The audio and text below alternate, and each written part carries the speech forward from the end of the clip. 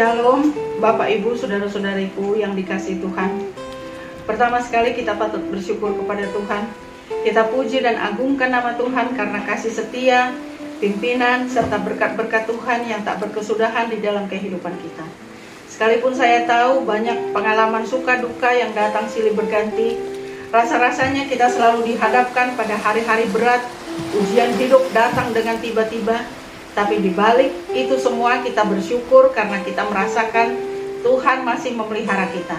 Ia mengendalikan hidup kita, bahkan janjinya bahwa Ia tidak akan meninggalkan kita. Dengan pertolongan Tuhan pada saat ini saya mau mengajak kita semua, mari saudara-saudaraku kita lepaskan beban hidup atau persoalan yang kita hadapi, lalu kita fokus kepada Tuhan melalui belajar bersama-sama, merenungkan firman Tuhan yang saya berikan judul Jangan Menyerah. Nats Alkitabnya saya ambil dari Injil Markus pasal 5 ayat 25 sampai 34. Tokoh cerita kita pada saat ini adalah seorang wanita. Tahukah saudara, wanita kalau ditulis di dalam Alkitab pasti ada pelajaran menarik dari kehidupannya yang bisa menjadi inspirasi atau pelajaran bagi kita. Tapi sayang sekali wanita ini tidak dikenal dan tidak terkenal karena memang Alkitab tidak mencatat siapa namanya. Tapi justru pengalaman hidupnya dan penderitaannya yang ditulis di dalam Alkitab. Dan saya mau katakan bahwa penderitaan perempuan ini bukan penderitaan yang biasa-biasa, tapi ini adalah penderitaan yang luar biasa dan biasanya dialami oleh wanita. Penderitaannya juga terus-menerus, artinya berlangsung sangat lama. Alkitab sebutkan 12 tahun. Sungguh sangat lama dia menderita. Apakah saudara bisa menebak siapa dia? Benar. Dia adalah wanita yang sakit pendarahan selama 12 tahun. Nah, seperti apa penyakitnya? Sebelum kita membahas apa yang ditulis oleh Injil Markus tentang wanita ini, mari saudara-saudaraku kita coba cari tahu dulu latar belakang hukum Yahudi tentang orang yang sakit pendarahan. Mari kita buka Alkitab kita di dalam Imamat pasal 15 ayat 25. Di sana dikatakan apabila seorang perempuan atau wanita berhari-hari lamanya mengeluarkan lelehan, yakni lelehan darah yang bukan pada waktu cemar kainnya, atau apabila ia mengeluarkan lelehan lebih lama dari waktu cemar kainnya, maka selama lelehannya yang najis itu, perempuan itu adalah seperti pada hari-hari cemar kainnya, yakni ia najis. Semua kita tahu bahwa setiap wanita ada siklus bulanan. Benar bukan? Siklus bulanan atau disebut juga dengan datang bulan, haid atau menstruasi. Tapi saudaraku, apa yang dialami oleh wanita ini itu bukan sekedar siklus bulanan. Kalau pada saat siklus bulanan wanita ini disebut najis atau disebut cemar menurut aturan hukum orang Yahudi, dalam kasus ini ada yang lain saudara-saudaraku. Ini adalah keadaan yang tidak normal, tidak seperti yang dialami oleh wanita pada umumnya. Jadi menurut hukum Yahudi, seorang wanita akan dianggap najis jika dia sedang pendarahan atau sedang datang bulan. Wanita ini bertambah lagi najisnya karena ternyata ini sudah menjadi suatu penyakit. Nah, coba saudara bayangkan, sedangkan dalam kondisi normal saja wanita ini sudah disebut najis. Ketika ia sedang pendarahan atau sedang datang bulan, dia disebut dengan najis. Apalagi dalam kasus ini kondisinya itu adalah di luar normal, bukan keadaan yang biasa.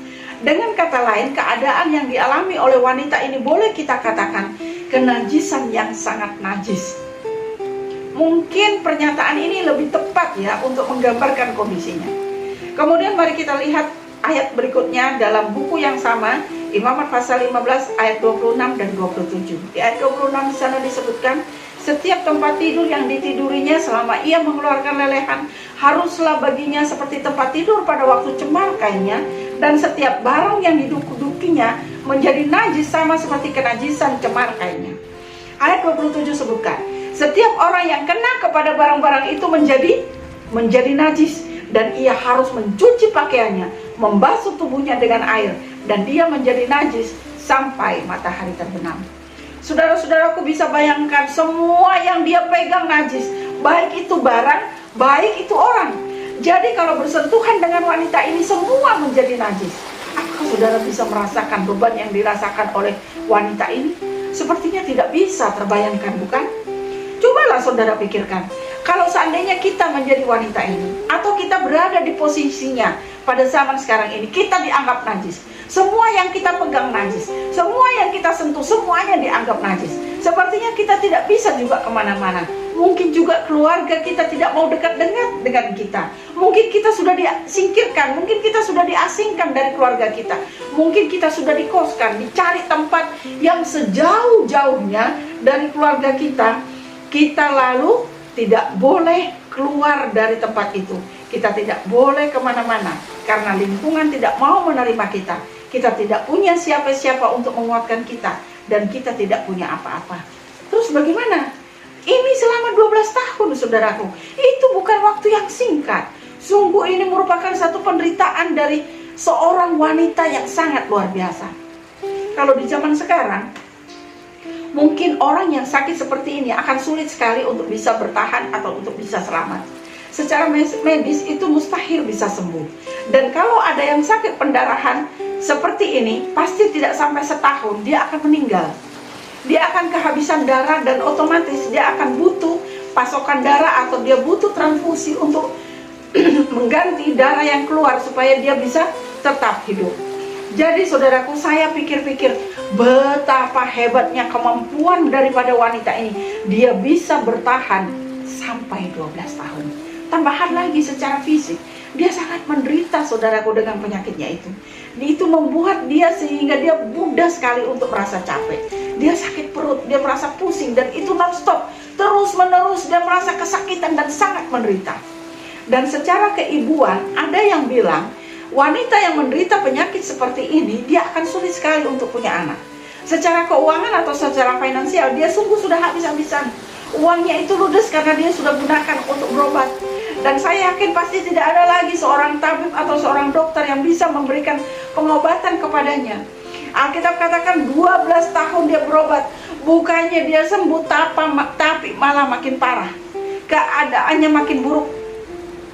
Markus pasal 5 ayat 26 menuliskan hartanya habis, dia bangkrut karena apa yang dimilikinya habis semua karena dia sudah gunakan untuk berobat. Sekarang punya apa dia? Dia tidak punya modal apa-apa lagi.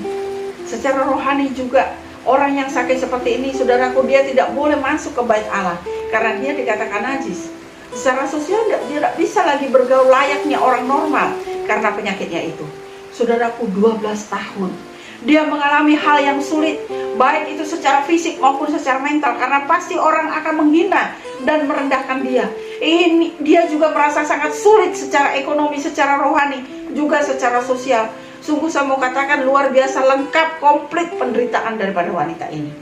Tapi syukur puji Tuhan, karena ternyata wanita ini kemudian mendapatkan kabar baik. Di dalam Injil Markus pasal 5 ayat 24 dan 25 dikatakan, orang banyak berbondong-bondong mengikuti dia dan berdesak-desakan di dekatnya. Dari ratusan atau sekian banyak orang yang berkerumun dan berdesak-desakan pada waktu itu, ayat 25 mencatat wanita itu ada di sana. Siapa namanya? Kita tidak tahu. Kita hanya tahu betapa berat penderitaan daripada wanita ini.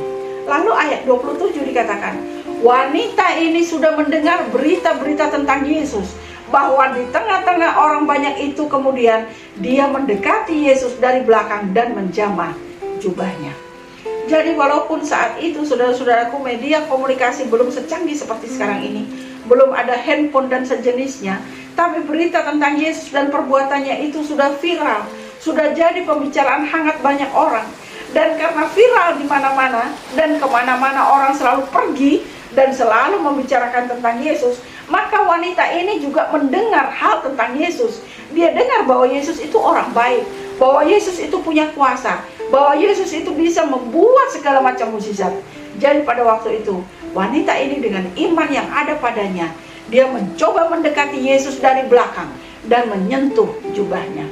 Saudara lihat, wanita yang dianggap najis, wanita yang dianggap oleh kebanyakan orang pada waktu itu dianggap sebagai wanita yang terkutuk, orang yang dikucilkan, dia tidak punya apa-apa, dia tidak punya siapa-siapa.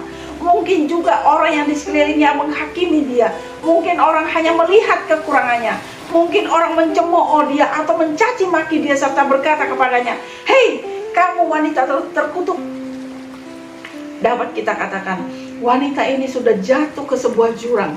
Dia berpegang pada seutas tali, dan tali itu, saudaraku, sudah mulai putus sedikit demi sedikit benangnya, sehingga yang terakhir tinggal satu benang yang menahannya. Mungkin dia akan berseru kepada Tuhan, Tuhan, sampai berapa lama lagi aku akan seperti ini? Tapi saudara lihat, ayat 28 katakan, asal ku jamah saja jubahnya, aku akan sembuh. Dengan kata lain dia katakan, aku yakin kalau ku pegang saja kain bajunya, aku pasti sehat. Sungguh ini merupakan kata-kata iman yang sangat luar biasa. Dan dari hasil iman itu kita melihat di ayat 29 dikatakan, seketika itu juga berhentilah pendarahannya, dan dia merasa badannya sudah sembuh dari penyakitnya. Iman wanita itu telah menyembuhkan penyakitnya. Dia percaya kepada Tuhan, dan Tuhan memperhitungkan percayanya. Sungguh luar biasa mujizat yang dibuat oleh Yesus. Apa pelajaran yang kita bisa dapatkan dari kisah menarik wanita ini? Yang pertama, apapun masalahmu, apapun situasi sulit yang saudara sedang hadapi saat ini, jangan berhenti berharap kepada Yesus. Meskipun kita tidak mengerti, meskipun kita tidak memahami maksud Tuhan, teruslah meminta, jangan menyerah, jangan putus asa, karena Yesus adalah jangkar yang kuat yang bisa menenangkan badai kehidupanmu. Semua orang bisa mengalami putus asa, tapi ingat, Yesus tidak menghendaki kita menjadi putus asa. Segera sadar, cari Yesus dan juga firman-Nya.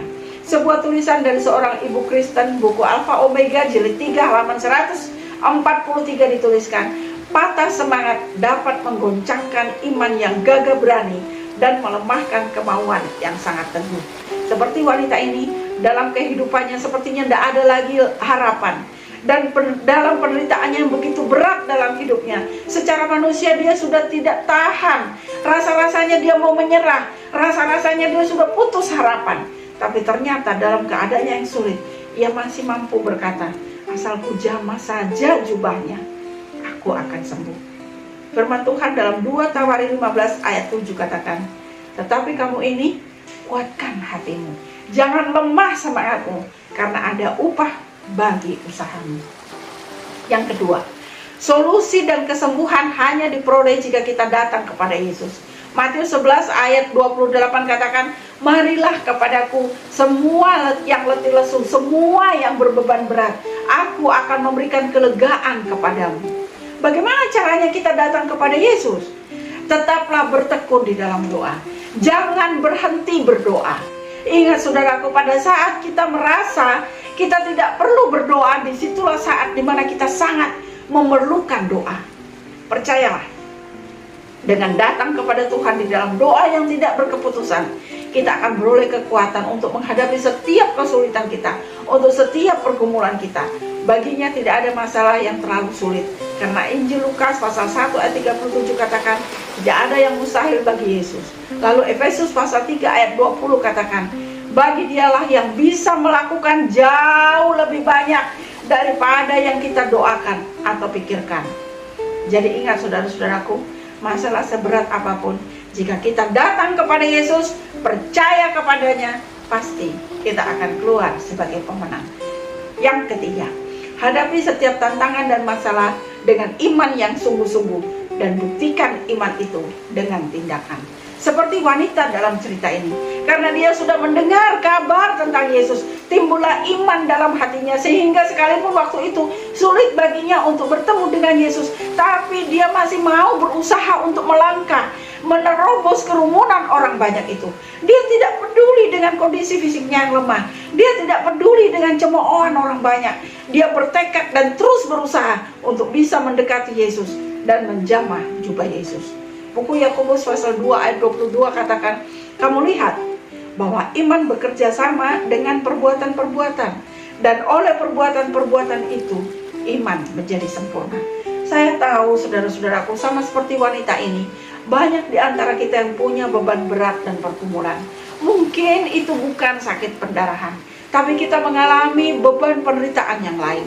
Mungkin masalah kesehatan, mungkin masalah ekonomi, mungkin masalah keluarga, mungkin masalah dengan anak-anak kita dan lain-lain, dan mungkin hanya saudara dan Tuhan yang tahu. Tetaplah percaya saudaraku, jangan menyerah. Tuhan mendengar dan pasti berikan pertolongan. Sama seperti Yesus peduli kepada wanita yang sakit pendarahan ini, Yesus juga peduli kepada kita. Orang lain mungkin akan meninggalkan kita, orang lain mungkin akan mengecewakan kita, orang lain mungkin tidak memperhatikan kita. Tapi ingat, Tuhan tahu keadaan saudara dan saya. Apapun masalah atau persoalan hidup kita, ingat 3 perkara penting yang kita dapatkan dari kisah wanita yang menderita sakit ini. Yang pertama tadi adalah jangan berhenti berharap kepada Tuhan. Yang kedua, datang kepada Tuhan di dalam doa. Yang ketiga, hadapi masalahmu dengan iman, yaitu iman di dalam Yesus, iman yang dibuktikan dengan tindakan. Lalu saudara akan lihat, Yesus akan melakukan banyak perkara ajaib di dalam kehidupan saudara. Sama seperti Yesus sudah menolong dan menyelesaikan masalah berat yang dihadapi oleh wanita ini, Yesus pun akan sanggup menyelesaikan masalah saudara. Saudara akan disembuhkan dan dipulihkan sama seperti Yesus sudah lakukan kepada wanita ini. Ayat terakhir yang saya ingin bagikan, dan semoga kiranya ayat ini dapat menjadi kekuatan dan penghiburan bagi kita. Dalam Yesaya 41 ayat 10, jangan takut sebab aku menyertai engkau. Jangan bimbang sebab aku ini Allahmu. Aku akan meneguhkan, bahkan aku akan menolong engkau. Aku akan memegang engkau dengan tangan kananku yang membawa kemenangan. Kiranya berkat Tuhan yang istimewa akan menjadi bagian untuk kita semua. Tuhan Yesus menyertai dan memberkati kita adalah menjadi doa saya. Amin.